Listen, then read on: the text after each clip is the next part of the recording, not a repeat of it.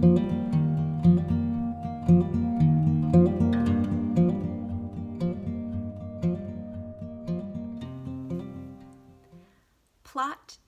for a 10-minute play and a full-length play, things that you want to address are exactly the same. You really want to answer a simple question. The more complicated you try to make it, the more difficult time you're going to have writing your plays. You need to simplify and answer a simple question. That question should be clear by the 10% point of your play. For a 10-minute play, that's page 1. For a full-length 100-page play, that's page 10. You need, in a full-length play, an inciting incident, right? An inciting event. Something that happens that will get things moving, that will get your main character moving, that will change his or her life forever, that will put them into action, that will make them go after something they never thought they could go after. And they need to do that with strength, and they need to do it quickly. You also need to address in your plot the characters' want. Another way to describe that is their objective. It has to be something that they see that they're going after. They have to want it so bad that they gotta only move forward and not backwards. They have to move forward to get it, and there's not going to be any turning back. And there needs to be in your plot elements of conflict. There's no plot without conflict. And I hesitate to say this, but in a lot of Christian storytelling, some writers don't want to have conflict because they look at it as negative, and that we need a lot more positive and love in life. And that is absolutely true. But human nature is full of flaws. And it's how can we grow as people? How can we come out of being a flawed character into the beauty and the fulfillment of Christ in us and what he has done by dying on the cross for us?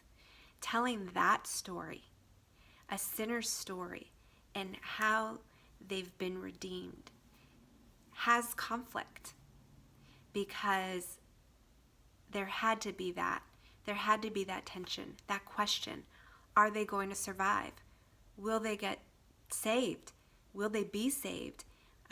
Will they ever change their ways? Those questions create conflict because obstacles will get in the way. Life is full of obstacles. How many of you have a perfect day, all day, every day for the rest of your life?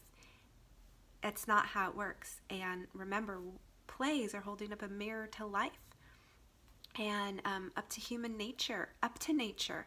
And so it's okay to have conflict, and you can resolve the situation in the end.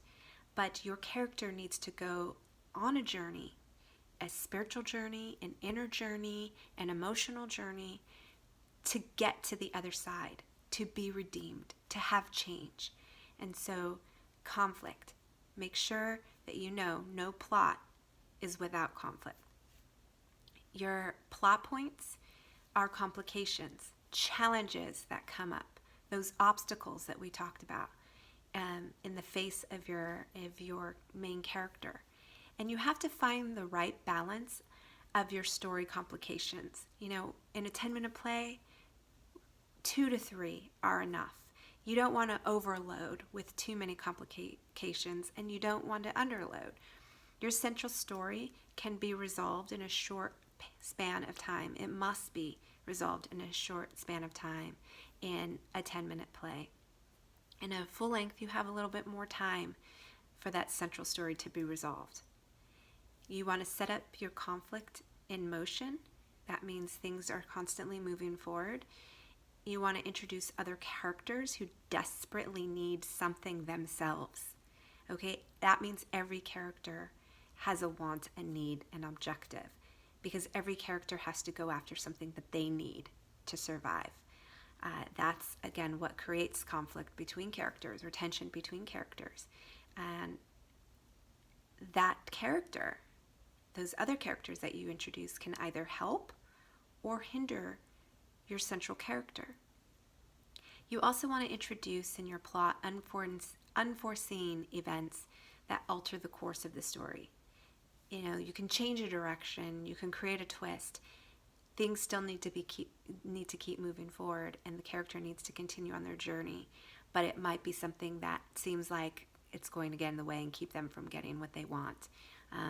So it will alter the course, but it doesn't mean that they've got to go backwards. It just means they might need to go another way to get to the end of your story. And you want to let your central character have a change of heart, mind, soul, anything that will intensify the central dramatic question that begs to be answered. So, right, conflict is like a long uphill battle that we eventually overcome, and hopefully it's a smooth ride down. And the point of no return is reached at that top midway point, right, of your story. In screenwriting and playwriting, you have that point of no return. When your character has just gone too far, that there's no way they're going back. They're going to keep going until they get what it is that they want and need. And that is the ultimate compelling, dramatic change and event in your character's life. That's what makes them grow and makes them change.